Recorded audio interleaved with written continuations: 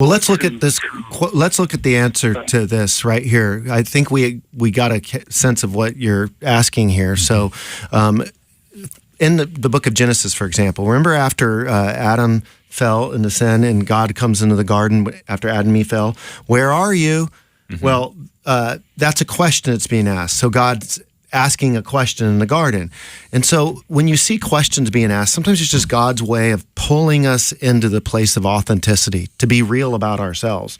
So in their case, here I am, right?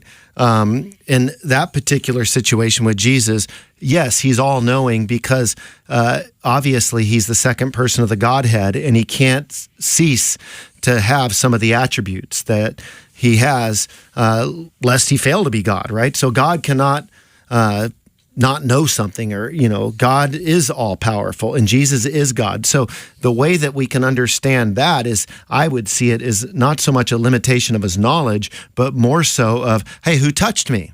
Like, come out here and reveal yourself.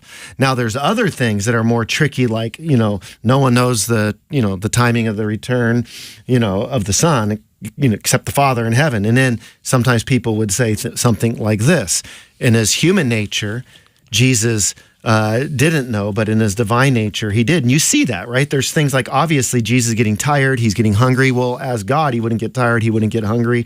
So sometimes it just helps to split that off and realize that he's got a human nature.